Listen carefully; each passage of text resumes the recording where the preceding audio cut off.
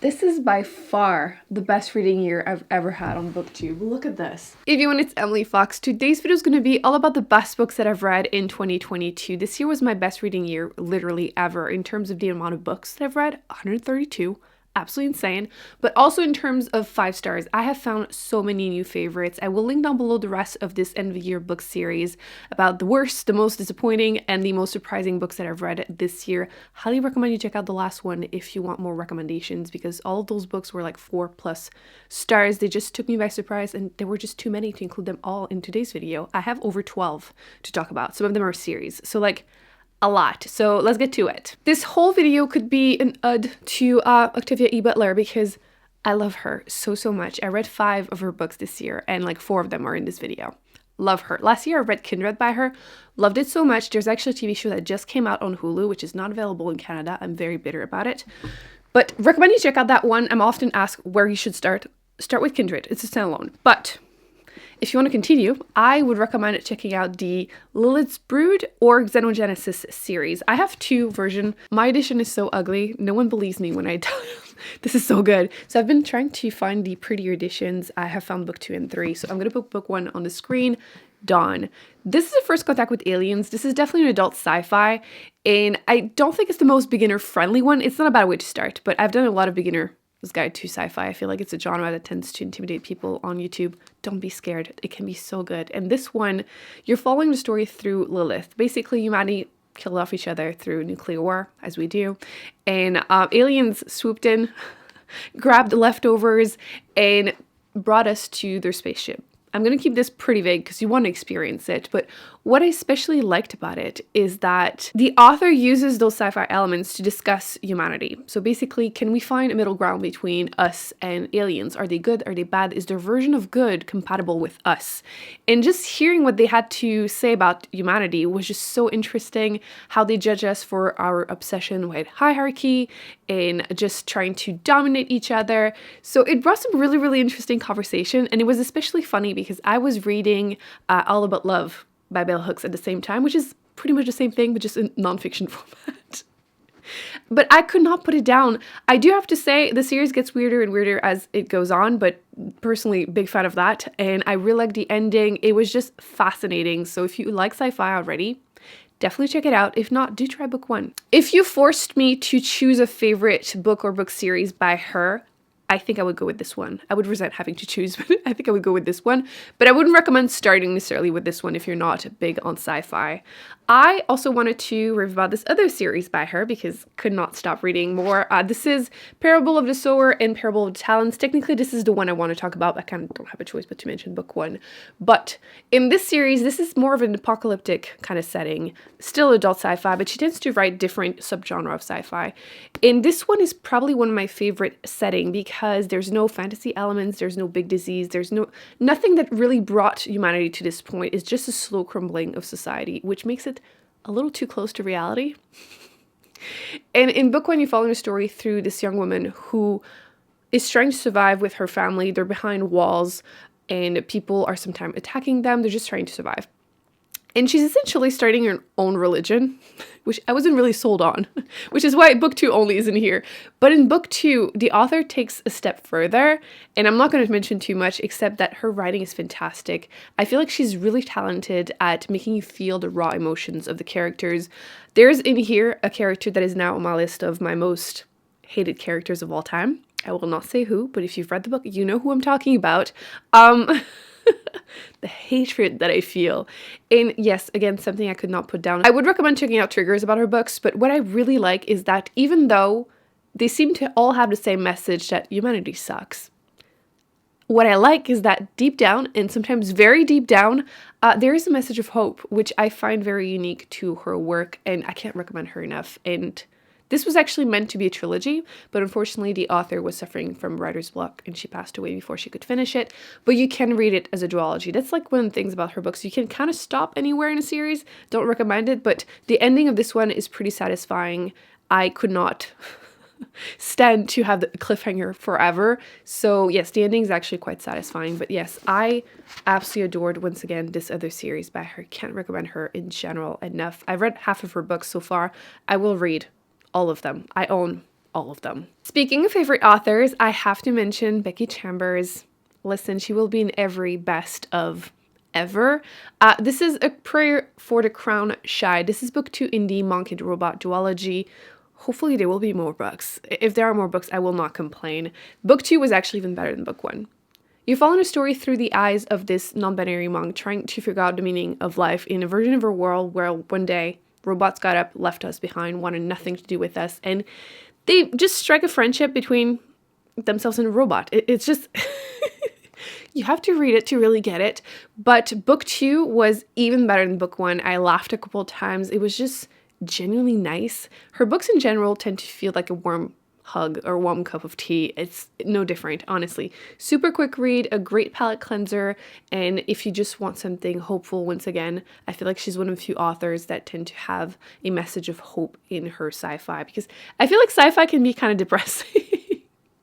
But not her, so would recommend her. It's definitely beginner friendly in terms of sci-fi too. So while Becky Chambers is a cozy sci-fi writer, we also have this cozy fantasy one. This is Legends and Lattes, which I feel like you will have seen it everywhere and everyone's best of. I'm no different. I am usually more of an action-driven story kind of person. Not 100% of the time, but I would say like 65% of the time. And this was almost in my most surprising books of the year because I didn't expect to like this nearly as much as I did. But you follow the story of this orc, and she is a mercenary. She's been all her life, and she's been saving her money because she's so tired of it. And she opens up a coffee shop in this little town, and nobody knows what coffee is. And you're just following her like it's low stake, like very, very low stake. She's just trying to figure out how to make that work, how to run a coffee shop, finding employees, and it's just adorable.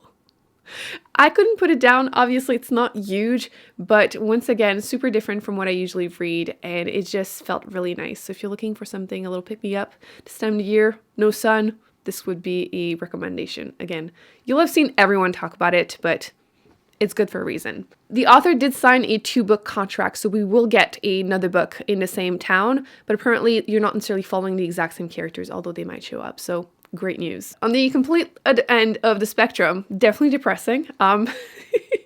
This is another sci-fi, adult sci-fi. This is the book of the Unnamed Midwife. This was absolutely amazing. I had pretty much given up on post-apocalyptic books because I did a video a while ago where I reviewed all the ones that I had read, and they all seem to have a bunch of things in common that didn't work for me. They all were pretty military-based, which not really a fan. They all tended to be sexually violent, but in a really like gratuitous way, and they were all pretty much written by men, like The Stand by Stephen King or like Swan Song, World War Z, and they just weren't favorites. None of the books in that video basically were 5 stars, so I decided, well, clearly that genre is not for me. But it is. This book was fantastic. There are some triggering scenes, throwing it out there, but I feel like they were handled a lot differently and a lot better. But you follow the story through this woman. She wakes up after a pandemic. Yes, do be warned. And she wakes up in a hospital, not really remembering what happened, and everyone is dead. Just everyone is dead. The virus basically killed almost everyone, and it's especially virulent to men, but basically when women are pregnant, it's pretty much guaranteed to kill them when they're giving birth. And you're following the story of her, and she's a nurse, she's just trying to survive. I don't really want to say anything more. If you like post-apocalyptic, you just have to give this one a shot. This is technically part of a series, but I've only read the first book. You can read it as a standalone. I've heard that the rest wasn't as good, so I've yet to pick them up. I will eventually, but this is fantastic. Honestly, if you like post-apocalyptic, this is a must read. It took me forever to get to it, and I shouldn't have waited because 5 stars. The next book that I need to rave about is this one, Kim Jiyoung, born 1982. Wow. I picked this up. Actually, I added this to my TBR a long time ago because I had heard that Irene from Red Velvet had raved about it, and it was super controversial. It's a very feminist book from a Korean author, and when she mentioned that she liked it, her fans lost their mind and just burned her pictures. And anyway, that made me want to read the book. So I finally got around to reading it. I even bought this really gorgeous edition. And this was a 5 stars once again. You're following the story of this woman. She did everything that was expected of her. She went to university, she had a job, she got married, she had a baby, and she's not doing well. People around her think that she's slowly losing it. And you're following her life story chapter by chapter, basically, like, childhood, teenage years, and just seeing how unfair and misogynistic society is and how it affected her. And it's just so good. Unfortunately, very relatable. The writing is on the dry side, but I feel like the ending explains it completely, so definitely just push through. It's quite short, and I absolutely adore this. Absolutely adored it, so can't recommend this enough. Again, it's very character-driven, so there's not much more to say, but yes, it's definitely frustrating read, but so good. I think people forget that South Korea is still quite conservative, so that's why there was the whole backlash, but so good. We're gonna go back to something a little bit lighter and wholesome. Emily Henry, I discovered her this year. I have been a big hater of romance. I'm half kidding. I want to like it, but I just feel like a lot of them are really toxic relationship. As often as the dude does something toxic, I can't root for you anymore. I can't root for you. Like, it's too close to real life. In a fantasy book, okay, she ends up with a villain. Cool, good for her. Contemporaries?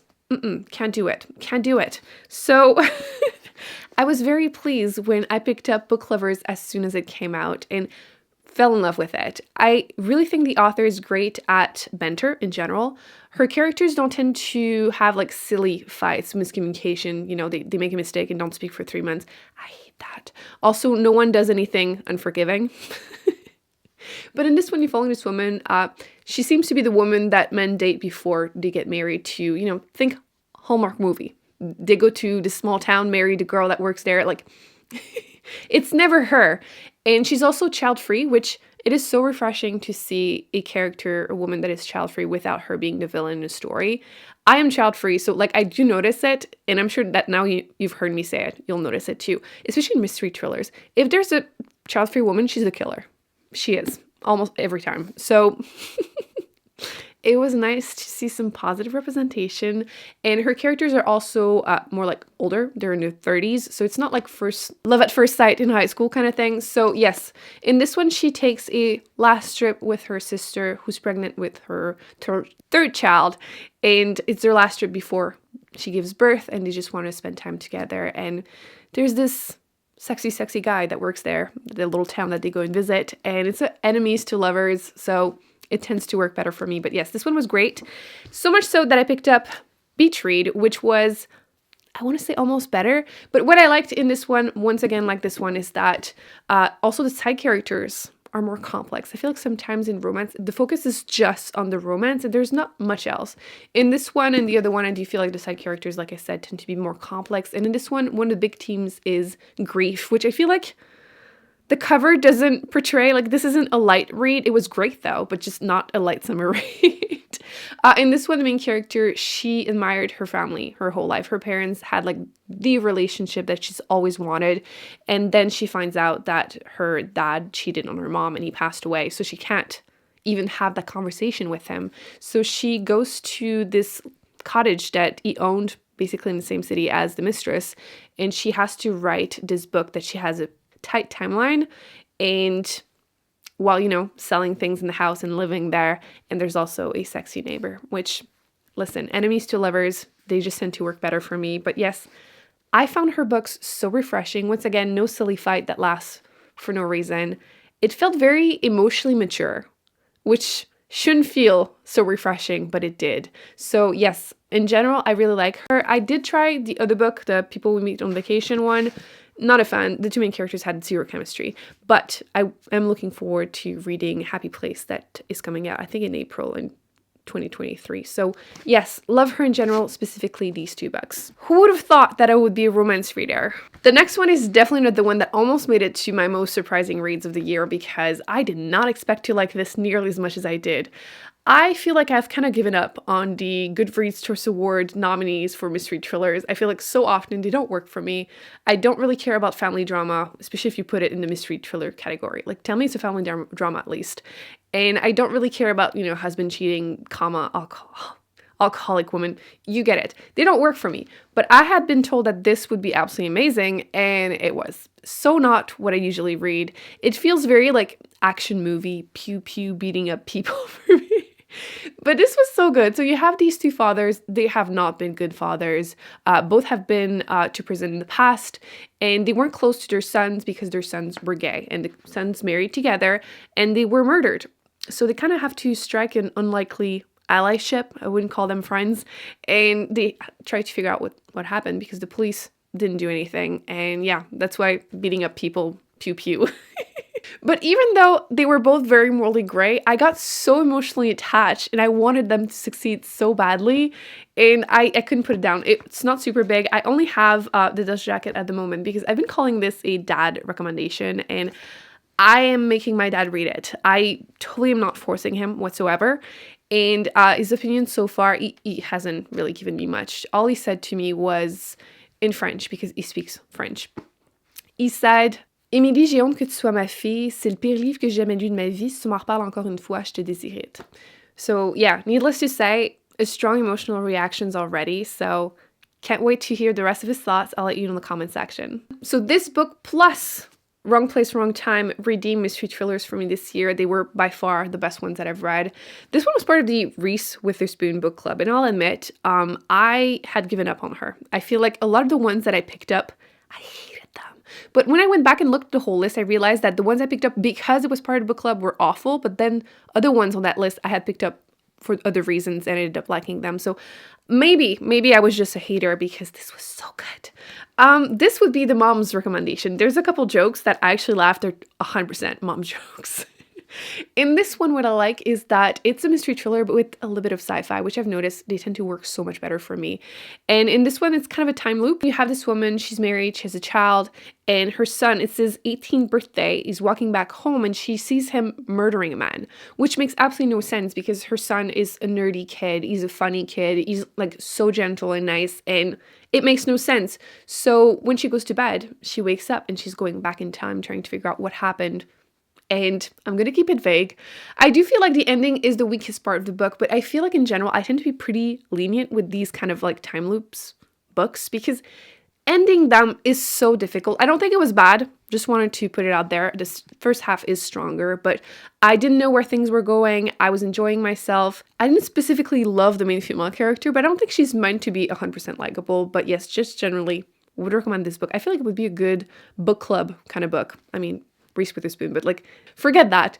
Just in general, a good gift, a good book club. I feel like you want to discuss this book with someone. So yes, would recommend. Read it so quickly too. Next we have My Brilliant Friend, which I had seen this book going around at a time. I feel like I kept hearing people saying that the author was like anonymous. I believe we now know who wrote this book, but this is an Italian translation, and people were saying how, oh, this book was written by, a man in his 60s, blah.